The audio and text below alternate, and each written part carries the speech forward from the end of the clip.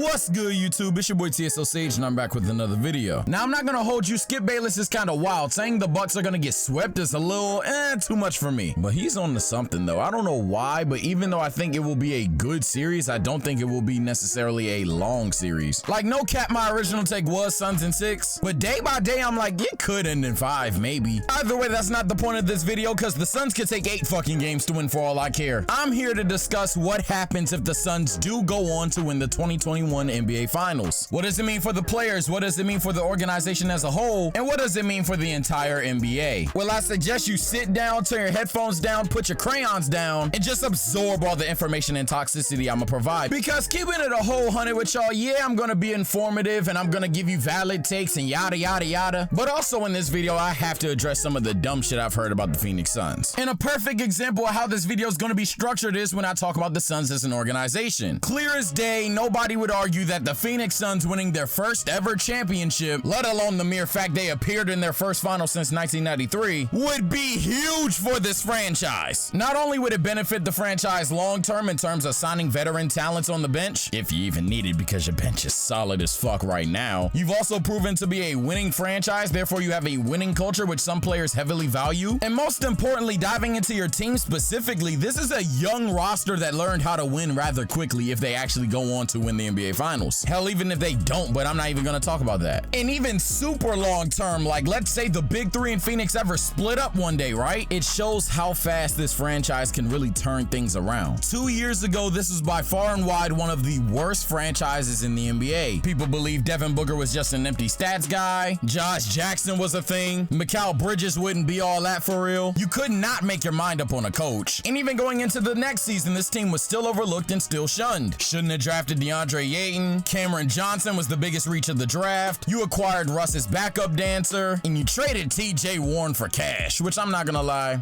All right, that's still valid. Why'd you do that? And there's even more narratives, but the point is, all of these things were said about the Suns 2 years ago, let alone 1 year ago, and now they're 3 games away from winning an NBA championship. However, there's some of you, and when I say some of you, I really do mean some, because the majority is on timing. But there's some people in this world that think the Suns are winning some medical ring, and it's less impressive than the Mickey Mouse ring and X ring and Y ring, and in low key, it's the worst finals in NBA history, let alone the worst championship. And it's so fucking stupid. But okay, look. First of all, get the salt off your mouth. I don't know if you're a Chris Paul hater or if you're a fan base of one of the teams the Suns beat, but bro, get the salt off your mouth. Because where was this ideology when the Lakers were supposed to win in 7 with just an injured LeBron James? Where was this take where it was Nuggets in 6 with an injured Jamal Murray? And it's still not a bad team, so what the fuck? And where was this take when the Clippers impressively got past the Jazz in the second round and people were like, you know what? They can beat the Suns too. And by that time, Kawhi might be back. Yeah, shut the fuck up. These takes didn't exist, but they exist today. That's crazy. But moving on to my next point about this medical ring concept, because there's several things I want to talk about in this video. And the fact that, like I said, it's only a few of you, and those few of you are likely salty, casual, or simpleton. So let me explain it in a casual or simpleton way. Have the Suns played a majority of injured opposition prior to making the NBA Finals? Duh. Nobody's arguing that, and in all actuality, that's just a fact. However, I have 3 points that kind of make it seem like you're on dick. One, the whole ideology of a medical ring is a believe it take regardless of what actually happened. And I find it so crazy because this has been a thing in NBA history, but regardless, let's use Stephen Curry as a perfect example of this situation. Because by this logic, damn near none of Curry's rings count. 2014-15, Kyrie and Kevin Love. 2015-16, he fucking lost. 2016-17 would be your only argument, right? Because even though Kawhi Leonard was hurt, oh my God, Kevin Durant was hurt in the first round. So that's like a super duper first round, right? Oh wait, y'all don't care about Chris Paul's injury for 2 rounds, so never mind, my bad. Yeah, Kawhi got hurt, I think the Spurs would win, so yeah, that ring doesn't count. Oh my God, Sage, you're exaggerating. Nah, Kawhi was busting their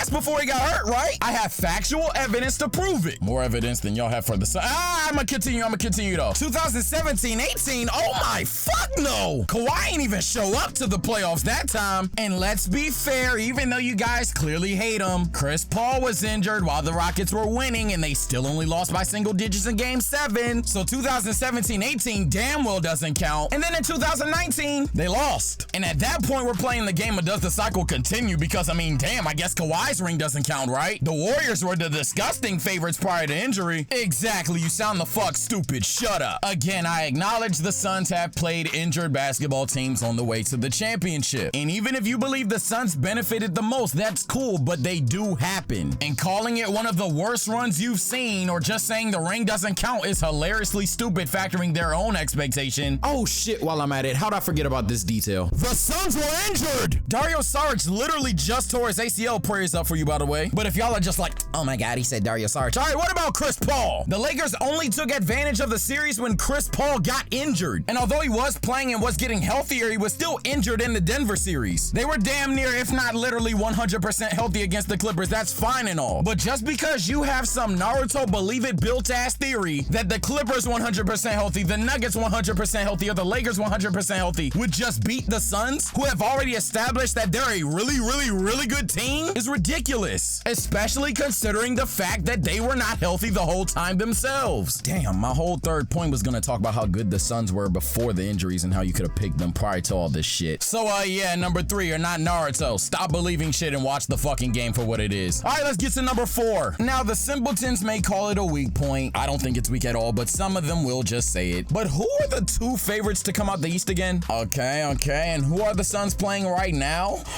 I'm sorry, my mental RAM is fucking up. I'm just having a hard time comprehending how beating the Bucks in the finals would be a medical ring, considering that would be, you know, finals competition. The finals competition that you favored, that you called Giannis storming through the East to do. And if the Suns were to beat them, how would that just be, oh, well, I thought the Clippers would win, so, like, what the fuck? I could have picked the Bucks to beat the Clippers any fucking way, so what are we...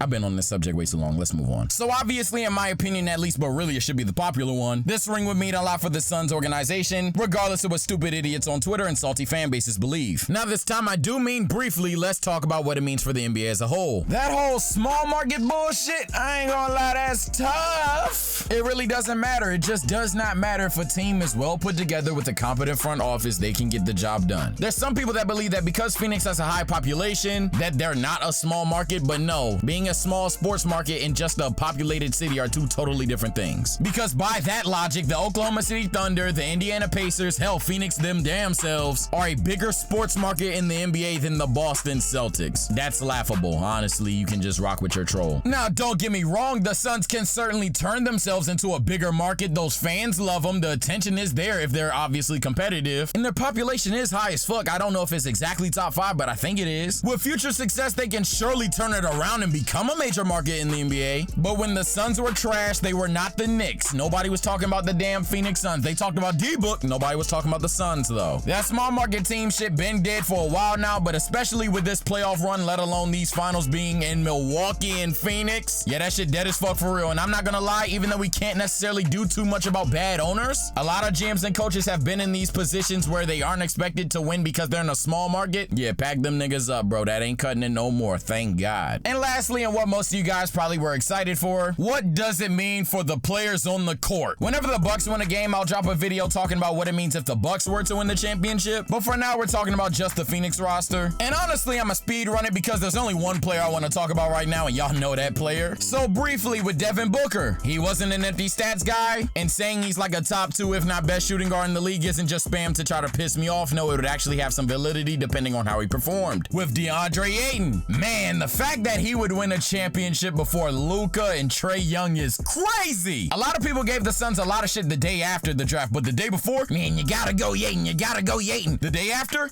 they missed out on that Slovenian superstar Luka Doncic, and they missed out on Trae Young becoming the next Curry. So why you don't fuck with the media on draft night, by the way. But the fact DeAndre Ayton has not only been good, he's been technically historical in these playoffs. Yeah, I'm not gonna lie, even though Luka Doncic and Trae Young are clearly better talents, I don't regret it not one bit. Oh, but Sage, long term, bro, y'all really devalue a championship, bro. Like, these niggas ain't won a chip since 1993, and y'all talking about some long term. Nah, bro. If you ain't gonna give me a chip in 2021, I'm taking it. So yeah, no matter how great Luka Doncic or Trae Young ever become, Ayton would solidify that he was not this terribly wrong pick because he meant a lot to that Suns team in 2021. I usually wouldn't bring up role players because it doesn't do good for YouTube. But Dario Saric beating Joel Embiid and Ben Simmons to a championship, Mikal Bridges winning a championship, The Reach himself, Cam Johnson, winning a championship, and the notorious scrub Cameron Payne balling in the playoffs, let alone him winning a championship. Yo, I ain't gonna lie, that's just some G shit. I'm proud of them boys. Monty Williams and James Jones, all I'm gonna say is, bro, I love that song. I ain't gonna say too much, but I love that song, man. Give my brothers a chance. But most importantly, what you all wanted me to talk about, Chrysius Paulius winning the ring. Let's go! It's about fucking time. This dude, I don't give a fuck what y'all bitching about. In terms of what I laid my eyes on and saw play basketball, there ain't 15 better talents than Chris Paul I've seen in our league. And although a lot of people bypass the fact he's never won an MVP because Chris Paul was never this stats guy. He was never the guy that was gonna average 35 and 12. He was still the guy that people had to put lower on their list, whether it's a current top 20, an all-time top 50, or whatever. Because, hey man, you're 6 foot and can't get a ring. But away past prime Chris Paul, who I've been told can't even slash anymore and he only has to settle for mid-ranges. Well, he's really fucking good at it. Who would have figured, bro? And although the memes can be a bit much at times, this dude did lead this Suns team to the finals. And sure, I saw the Suns coming. I believe they were going to make the playoffs prior to Chris Paul being there. But Chris Paul taking this team that I thought would be a first or second round exit to the NBA finals, nah, bro. This feels so fucking good, bro. It feels like something that should have been done a long time ago. Whether he ranks all-time top 1, 2, 3 in point guards for you guys, I really don't fucking care about that debate. If you want my answer, personally, it would lock him at third for me. I already think he's third, but I could go back and forth between him and Zeke all the fucking time, day by day. But with the ring, I'm taking Chris Paul 10 out of 10, no question, because I think he's just clearly the better talent. And to close this video out, if I'm Chris Paul, I know day one I win a championship, everybody's gonna be on my dick. Yay, we're happy for CP3, yay! And then 24 hours later, he's still not better than X, Y, and Z. I don't even want a medical ring. If I'm Chris Paul, in regards to comparing me to other niggas, bro, I don't care. Shut up. I just do not care. And in regards to a medical ring, bitch, should have had 3 of them. Did you forget I've been injured my whole fucking career, you stupid ass motherfucker? Let me enjoy my championship in fucking peace. God damn. And now let me say it one more time, not as Chris Paul, seriously. And let me throw in this little detail for casuals and simpletons, because apparently it's just the gospel when you say this prior to something. But as a Lakers fan, the Suns deserve it, bro. Let them enjoy their moment. But yeah, that's gonna do it for today's video. It's me, boy TSO Sage. I've been working like a motherfucker. I'm back in school. I'm streaming a lot. But I'm not gonna lie, even before I started streaming a lot, I needed a break, bro. I ain't gonna bullshit you. On top of that, none of the streams that I did have prior to, or any of my vaulted recordings, just didn't hit in my opinion, and I don't upload bullshit to my channel. But not for real, life was just getting a little too crazy. I needed to take 5, dog. But as you can see, the show must go on, bro. I'm back on streaming timing. I'm back on YouTube timing. So until the next upload, take care and stay blessed. I'm gonna fuck with y'all. Yeah, I got the cannon. If a nigga talk too much, I gotta blame him. I wonder where the hate come from. Gotta be a dum-dum undercover someone. You one of my children. Is it the paper, the moolah, the haters, the rumors, the leaked news of me and your shorty in Kama Sutra? I might just shoot you. Guns blazing, my little Ruger. It's not a blooper. In the Honda, I just maneuver. Italian spot where they serve my fettuccine. Make sure my linguine super steamy and not too creamy. Toasty panini, couple bites to tortellini. I'm feeling dreamy. Phone buzzing, she wanna see me. On my way to the biddy, you know the vibes, bro. My drip is hydro, big waves up in my Tado. I'm in a Tahoe, big body Uber on Tom Ho. While me and my driver talking bullshit, smoking tobacco.